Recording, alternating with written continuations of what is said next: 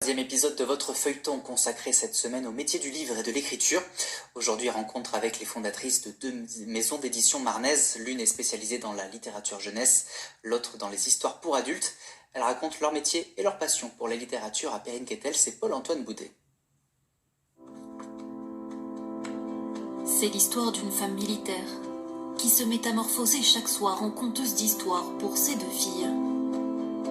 À un moment donné, elle voulait que je raconte la même histoire de la même manière, mais c'était pas possible parce que moi, j'imaginais, donc c'était pas du tout écrit. Et donc là, je me suis dit, il faut vraiment que je mette tout par écrit. Sandrine Bellaire a troqué le treillis pour la plume. Elle est devenue auteure et directrice d'une maison d'édition jeunesse dans la Marne. Il y a des bons retours sur celui-ci. Les enfants aiment beaucoup le nœud papillon sur le chat. D'accord. Et puis, ils aiment aussi les couleurs. Sandrine Bellaire réunit régulièrement ses auteurs pour faire le point sur leurs ouvrages.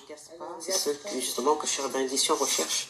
C'est des auteurs comme vous qui savent donner l'envie de lire aux jeunes enfants.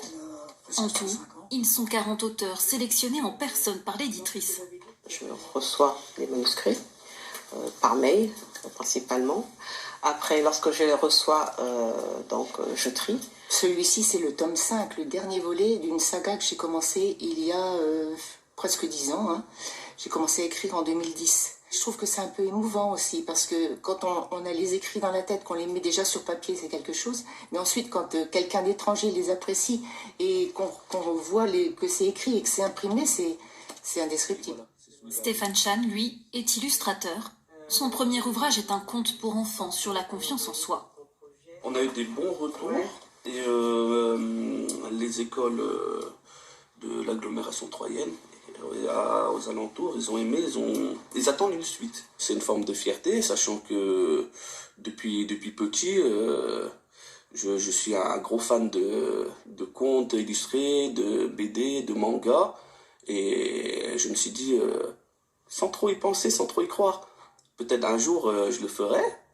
Sandrine Bellaire fonctionne au coup de cœur. Tous ses ouvrages et ses auteurs lui ont tapé dans l'œil. Une fois les manuscrits achevés, elle réalise les maquettes avant l'impression des livres. Je suis autodidacte, donc c'est vrai que j'ai commencé avant de créer mes éditions en tant qu'auteur. Donc voilà, donc c'est par amour de l'édition que j'ai créé cette structure pour les auteurs, principalement de la région, parce qu'il y a comme des auteurs qui sortent en région, je ne ferme pas la porte. Et c'est vrai que je fais tout.